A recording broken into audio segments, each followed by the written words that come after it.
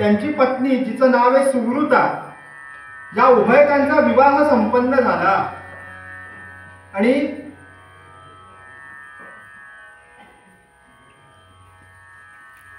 त्यांना पुत्र प्राप्ती झाली, ज्याचं नाव होतं मृकंड. योग्य वयामध्ये या मृकंडाचा मुद्गल ऋषींची कन्या मरुद्वती हिच्या बरोबर विवाह संपन्न झाला. भगवंताच्या कृपेने प्रपंच संसार सार काही उत्तम सुरू आहे. मृकंड ऋषी आपल्या आश्रमामध्ये सदैव ध्यानामध्ये मग्न असत. अनेक विद्यार्थी त्यांच्या आश्रमामध्ये अध्ययन अध्यापनासाठी येत आहेत. आणि अशातच एक दिवस पहाटेची वेळ,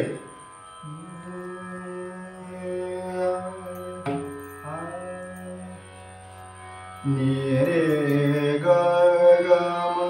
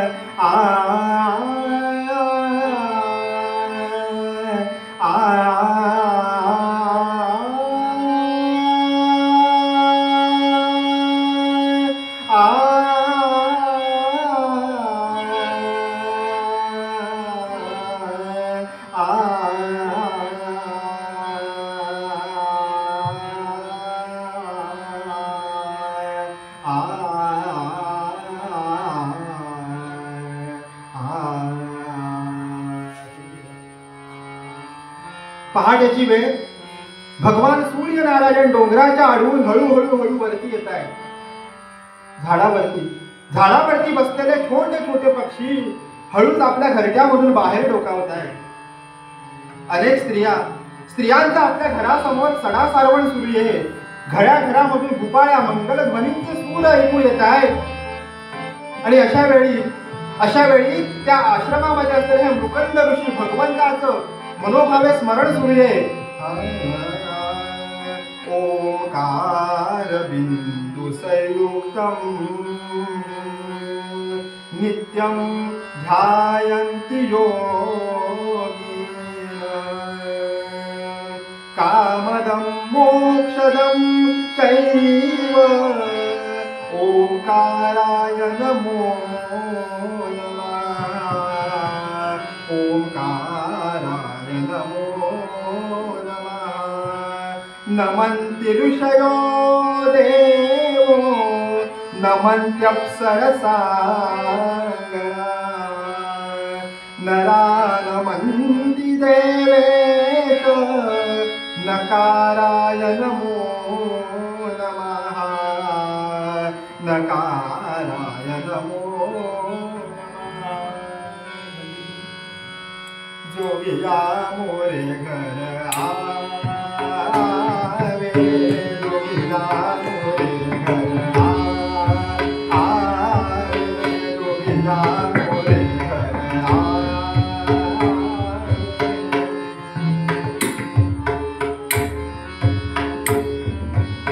जोगिया मोरे घर आये ही मोई भाग जलाए, आये ही मोई भाग जलाए. जोगिया मोरे घर आए, जोगिया मोरे घर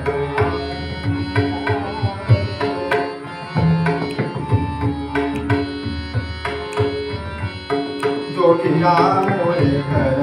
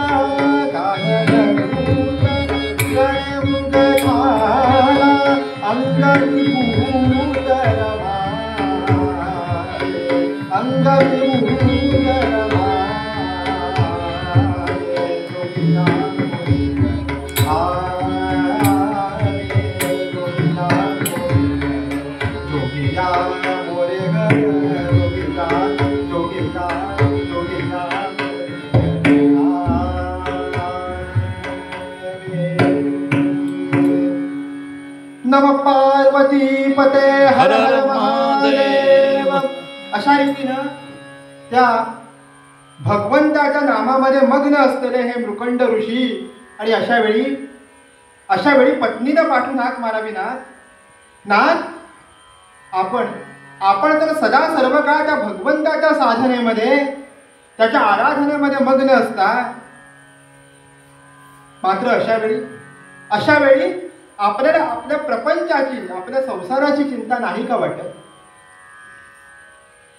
पत्नीचे ते शब्द ऐकून मृकंड ऋषी आश्चर्यचकित झाले आणि मनामध्ये असा विचार करतात की अरे, भगवंताच्या कृपेनं तर आपला प्रपंच संसार सारं काही उत्तम सुरू आहे, पण अशा वेळेला या पत्नीला हिला मात्र असं कोणतं दुःख आहे की हिला फार यातना आहे.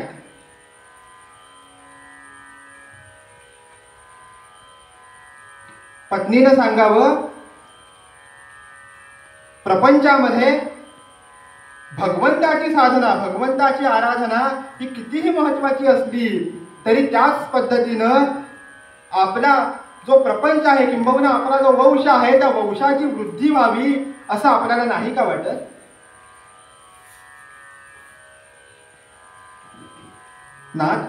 नाथ अहो, एका स्त्रीसाठी संतान सुख नसणं हे किती दुःखदायक आहे, याची कल्पना आपल्यासारख्या योगी लोकांना सुद्धा येऊ नये का? लक्षात घ्या, प्रपंच आपण ज्याला म्हणतो, या प्रपंचाला बरेच जण 3 पायाचा चौरंग असं म्हणतात की ज्याची एक बाजू नेहमी अपूर्ण असते. लक्षात घ्या, प्रपंच हा सर्व बाजूनी प्रपंचामध्ये सुख आहे असं फार कमी लोकांना अनुभवाला येतं. किंबहुना अपूर्णता हे या प्रपंचाचं वैशिष्ट्य आहे. तशाच पद्धतीनं या मृकंड ऋषींच्या प्रपंचामध्ये बाकी प्रपंच उत्तम सुरू आहे, परंतु संतान सुख मात्र नव्हतं. आणि याच अनुषंगानं त्या मृकंड ऋषींनी आपल्या पत्नीला विचारावं. मृकंड ऋषी बोले आपल्या स्त्रीजेला, मृकंड ऋषी बोले आपल्या स्त्रीजेला, मृकंड ऋषी बोले आपल्या स्त्रीजेला, काल आहे दुःखद मनाला, दुःखद मनाला, जेरू बोले संत नाही बहुशार, बोले संत नाही बहुशार, जे शून्य जाळी सुखाचा, जे शून्य जाळी सुखाचा, बोले आपल्या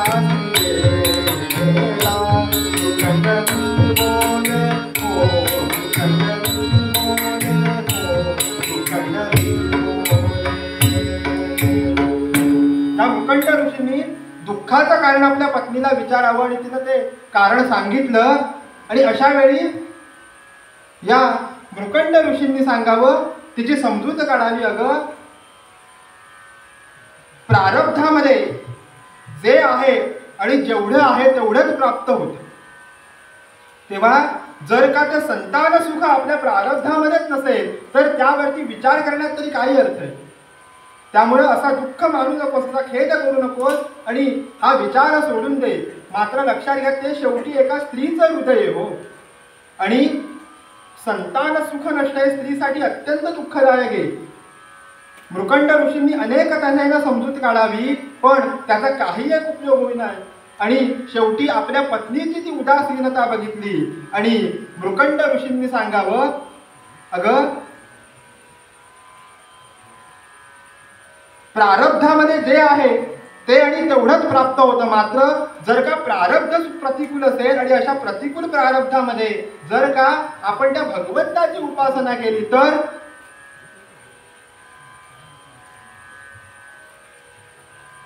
एकनाथ महाराज सुद्धा म्हणतात, एका जनार्दनी भोग प्रारब्धाचा पण हरिकृपे त्याचा नाश आहे.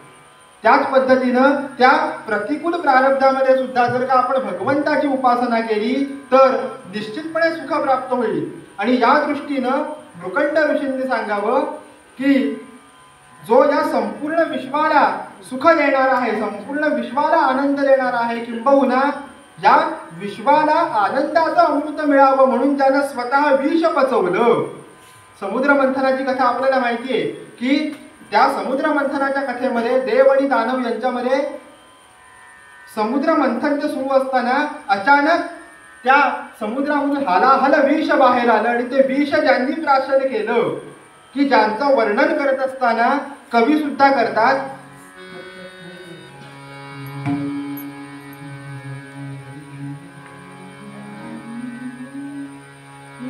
विष प्राशुनी जगतासया, विष प्राशुनी जगतासया, विष प्राशुनी जगतासया, विष प्राशुनी, विष प्राशुनी जगतासया.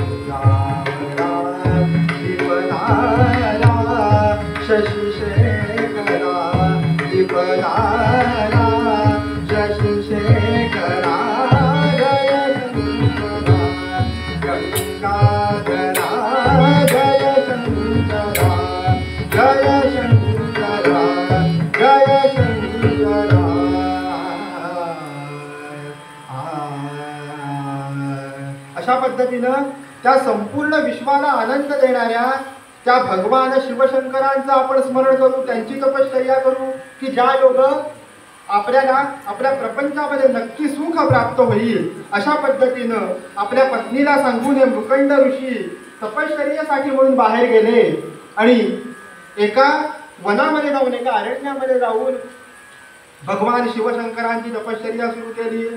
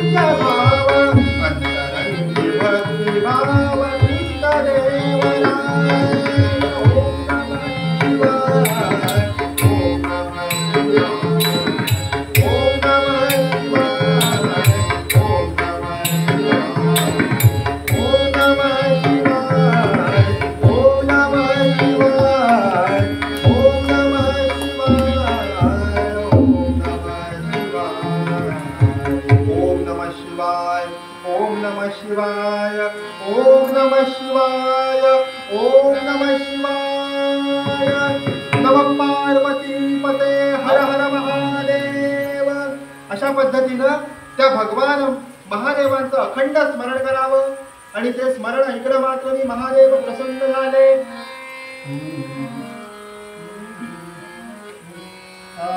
प्रसन्न पिनाक पाणी डमरूधर त्रिशूल पाणी महादेव गंगाधर शिवशंकर गंगाधर शिवशंकर पाहुनी ऋषीश्वरामणी भाव. महादेव प्रसन्न झाले आणि मृकंड ऋषींना सांगावं, वरम ब्रूयात, आपली उग्र अशी तपश्चर्या पाहून आम्ही प्रसन्न झालो, तेव्हा आपले जो कुठला वर असेल, आपली जी काही इच्छा असेल ती आमच्या समोर प्रकट करावी. आणि अशा वेळी मृकंड ऋषींनी सांगावं, महादेवा देवा आजवर आपल्याकडे काही मागितलं नाही हो, पण आज मात्र केवळ माझ्यासाठी नाही तर माझ्या पत्नीच्या सुखासाठी आणि आमच्या सर्व कुळासाठी म्हणून एक इच्छा आपल्या समोर प्रकट करतो. महादेवा आपल्या कृपाशीर्वादामुळे या प्रपंचामध्ये सारं सुख आहे, परंतु एक जी कमतरता आहे ती कमतरता म्हणजे संतान सुख. आणि ते संतान सुख आपल्या आशीर्वादानं आम्हाला प्राप्त व्हावं एवढं एकच मागणं आपल्या चरणाशी करतो. आणि अशा वेळी महादेवांनी सांगावं, ऋषीवरा आपल्या प्रारब्धानुसार या जन्मामध्ये आपल्याला पुत्र प्राप्ती होणं अवघड आहे, परंतु आता आपण माझी तपश्चर्या केलात, मला प्रसन्न करून घेतलात, त्यामुळं माझ्या कृपाशीर्वादानं आपल्याला पुत्र प्राप्ती होईल. पण ते सांगत असताना महादेवांनी सांगावं, ऋषीवरा मी आपल्यासमोर 2 प्रस्ताव ठेवतो. माझ्याकडे 2 पुत्र आहेत आणि ते 2 पुत्र कसे हो, तर महादेवांनी सांगावं, एका आहे दीर्घायु परिमूर्ख. महादेव सांगतायत, शंभू बोले तुझ संततीच नाही, शंभू बोले तुझ संततीच नाही, पहिले तुझ एक